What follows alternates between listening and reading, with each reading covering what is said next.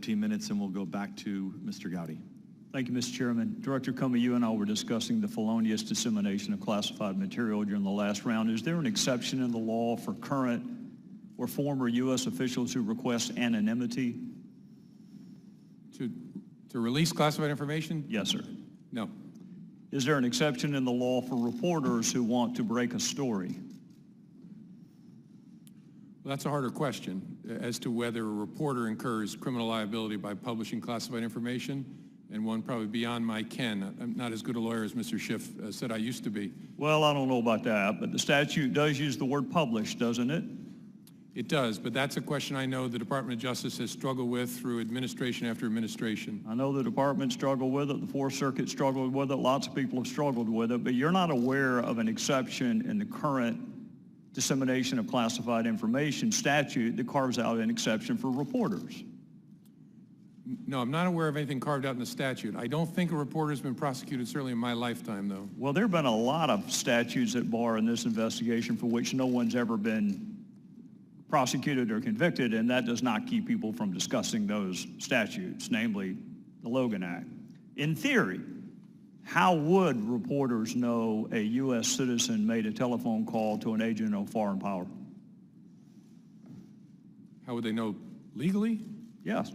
If it was declassified and then discussed in a judicial proceeding or a congressional hearing, something like that. And assume none of those facts are at play, how would they know? Someone told them who shouldn't have told them. How would a reporter know about the existence of intercepted phone calls?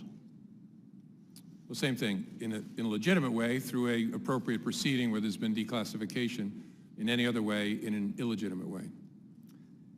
How would reporters know if a transcript existed of an intercepted communication? Same answer.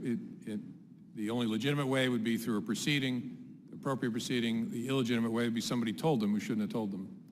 What does the term mask mean in the concept of FISA and other surveillance programs? As Director Rogers explained, it's our practice, approved by the FISA court, of removing the names of U.S. persons to protect their privacy and their identity unless it hits certain exceptions. So masking means, as Mike Rogers said, I'll often see an intelligence report from NSA that will say U.S. person number 1, U.S. person number 2, U.S. person number 3, and there's no further identification on the document. Admiral Rogers said there are 20 people within the NSA that are part of the unmasking process. How many people within the FBI are part of the unmasking process?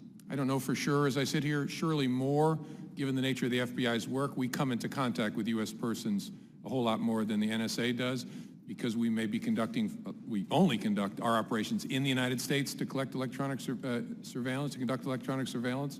So I can find out the exact number. I don't know it as I sit here. Well, I think, Director Comey, given the fact that you and I agree this is critical, vital, indispensable, a similar program is coming up for reauthorization this fall with a pretty strong headwind right now, it would be nice to know the universe of people who have the power to unmask a U.S. citizen's name, because that might provide something of a roadmap to investigate who might have actually disseminated a masked U.S. citizen's name. Sure, the number is relevant, but what I hope the American people will realize is the number is important, but the culture behind it is, in fact, more important. The training, the rigor, the discipline.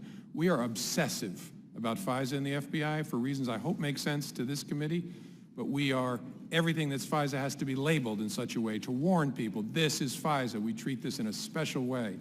So we can get you the number, but I want to assure you the culture of the FBI and the NSA around how we treat U.S. person information is obsessive, and I mean that in a good way. Director Comey, I am not arguing with you, and I do agree the culture is important, but if there are 100 people who have the ability to unmask and the knowledge of a previously masked name, then that's 100 different potential sources of investigation. And the smaller the number is, the easier your investigation is. So the number is relevant. I concede the culture is relevant. NSA, FBI, what other U.S. government agencies have the authority to unmask a U.S. citizen's name? Well, I think all agencies that collect information pursuant to FISA have what are called standard minimization procedures, which are approved by the FISA court that govern how they will treat U.S. person information. So I know the NSA does, I know the CIA does, obviously the FBI does. I don't know for sure beyond that. How about the Department of how about Maine Justice? I mean, Maine Justice, I think, does have standard minimization procedures. All right, so that's 4. The NSA, FBI, CIA, Maine Justice. Does the White House have the authority to unmask a U.S. citizen's name? I think other elements of the government that are consumers of our products can ask the collectors to unmask. The unmasking resides with those who collected the information. And so if Mike Rogers' folks collected something and they send it to me in a report and it says U.S. person number 1, and it's important for the FBI to know who that is, our request will go back to them. The White House can make similar requests of the FBI or of NSA, but they can't they don't on their own collect, and so they can't on their own unmask. I got that about right? No, that's correct. Yeah. I guess what I'm getting at, Director Comey, is you say it's vital, you say it's critical, you say it's indispensable. We both know it's a threat to the reauthorization of 702 later on this fall. And oh, by the way, it's also a felony punishable by up to 10 years. So how would you begin your investigation, assuming for the sake of argument that a U.S. citizen's name appeared in the Washington Post and the New York Times unlawfully? Where would you begin that investigation? Well, I'm not going to talk about any particular investigation. That's why I said in theory. You would start by figuring out, so who are the suspects? Who touched the information that you've concluded ended up unlawfully in the newspaper, and start with that universe, and then use investigative tools and techniques to see if you can eliminate people or include people as more serious suspects. Do you know whether Director Clapper knew the name of the U.S. citizen that appeared in the New York Times and Washington Post? I can't say in this forum because, again, I don't want to confirm that there was classified information in the newspaper. Would he have access to an unmasked name? In some circumstances, sure. He was the Director of National Intelligence, but I'm not talking about the particular. Would Director Brennan have access to an unmasked U.S. citizen's name? In some circumstances, yes. Would National Security Advisor Susan Rice have access to an unmasked U.S. citizen's name? I think yes, in general, and any other national security advisor would, I think, as a matter of their ordinary course of their business. Would former White House advisor Ben Rhodes have access to an unmasked U.S. citizen's name? I don't know the answer to that. Would former Attorney General Loretta Lynch have access to an unmasked U.S. citizen's name? In general, yes, as would any Attorney General. So that would also include acting AG Sally Yates? Same answer. Did you brief President Obama on, well, I'll just ask you, did you brief President Obama on any calls involving Michael Flynn? I'm not going to get into either that particular case, that matter, or any conversations I had with the President, so I can't answer that. Well, Director Comey, there's been some speculation this morning on motive. I'm not all that interested in motive. First of all, it's really hard to prove. Secondarily, you never have to prove it. But I get that people want to know. I get the jury always wants to know why. I think you and I can agree there are a couple of reasons that you would not have to unlawfully, feloniously disseminate classified material. It certainly wasn't done to help an ongoing criminal investigation because you already had the information, didn't you? Again, I can't answer in the context of this particular matter. How about in theory? Is there something a reporter would have access to that the head of the FBI would not? It's hard for me to answer. I would hope not when it relates to the I would hope FBI's not too, since it's part of our surveillance programs. I would hope that you had access to everything as the head of the world's premier law enforcement agency. I would hope that you had it all. So if you had it all, the motive couldn't have been to help you because you already had it. And Admiral Rogers, the motive couldn't have been to help you because you already had it. So in the universe of possible motives for the felonious dissemination of classified material, we could rule out wanting to help the intelligence communities and the law enforcement communities. Those are two motives that are gone now. That leaves some more nefarious motives. Is the investigation into the leak of classified information, has it begun yet? I can't say because I don't want to confirm that that was classified information.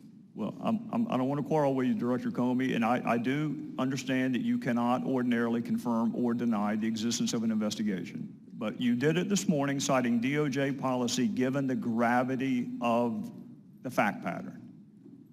Would you not agree that surveillance programs that are critical, indispensable, vital to our national security, some of which are up for reauthorization this fall, that save American lives and prevent terrorist attacks also rises to the level of important? I think those programs are vital, and leaks of information collected pursuant to court order under those programs are terrible, and as I said in my opening statement, should be taken very, very seriously. What I don't ever want to do is compound what bad people have done and confirm something that's in the newspaper, because sometimes the newspaper gets it right. There's a whole lot of wrong information allegedly about classified activities that's in the newspaper. We don't call them and correct them either. That's another big challenge, but we just don't go anywhere near it because we don't want to help and compound the offense that was committed. I understand that, Director Comey, and I'm trying really hard not to get you to discuss the facts at bar. But some of the words that appeared in this public reporting include the word transcript, which has a very unique use in the matters that you and I are discussing this morning. That is a very unique use of that word. Wiretap has a very specific meaning. The name of a U.S. citizen that was supposed to statutorily be protected is no longer protected. So some of this reporting, let's assume 90% of it is inaccurate. That other 10% is still really, really important. And to the extent that you can rely on the dates in either the Washington Post or the New York Times, we are talking about February of this year is when the reporting first took place. So we're a month and a half or 2 months into something that you and I agree is incredibly important and also happens to be a felony. So I'm just simply asking you to assure the American people, you've already assured them you take it really seriously. Can you assure them that it is going to be investigated? I can't, but I hope people watching know how seriously we take leaks of classified information, but I don't want to confirm it by saying that we're investigating it. And I'm sorry I have to draw that line. I just think that's the right way to be. Well, I'm not going to argue with you, Director Comey, but it is, we're going to discuss a lot of important things today. Whether Russia attempted to influence our democratic process is incredibly important. Whether they sought to influence it, it's a separate analysis, incredibly important. The motive behind that interference and influence, incredibly important. Our U.S. response, incredibly important. Some of that may rise to the level of a crime, some of it does not rise to the level of a crime. One thing you and I agree on is the felonious dissemination of classified material most definitely is a crime. So I would ask you, and I understand some of the procedures that you are up against, I would humbly ask you to seek authority from whomever you need to seek authority from. Because I'm going to finish the same way I started. This is an agreement between the American people and its government. We, the American people, give certain powers to government to keep us safe. And when those powers are misused, and the motive is not criminal investigations or national security, then I'll bet you my fellow citizens are rethinking their side of the equation. Because that U.S. citizen could be them next time. It could be you. It could be me. It could be anyone until we start seriously investigating and prosecuting what Congress thought was serious enough to attach a 10-year felony to. With that, I would yield back, Mr. Chairman. Can I just add a response to what you said? I agree with you, Mr. Gowdy. Two things folks at home should know. First, an unauthorized disclosure of FISA is an extraordinarily unusual event, so be assured we're going to take it very seriously because our trust with the American people and the federal judges that oversee our work is vital. And second, that this conversation has nothing to do with 702. Folks often mix them together. 702 is about targeting non-U.S. persons overseas. Pursuant to the FISA statute, the FBI can apply to collect electronic surveillance in the United States but it's a different thing from 702. The conversation you and I are just having is about this, which is vital and important, but I just didn't want to leave folks confused. Director Comey, you are 100% correct, and I am 100% correct in saying that that is a distinction that doesn't make a difference to most of the people watching television. You are exactly correct. What we are reauthorizing this fall has nothing to do with what we are discussing, other than it is another government program where the people consent to allow government to pursue certain things with the explicit promise it will be protected. So you're right, they're different. But in the eyes of people watching, it is the U.S. government officials leaking the name of a U.S. citizen, and if it can happen here, it may happen there. Trust me, you and I both want to see it reauthorized. It is in jeopardy if we don't get this resolved.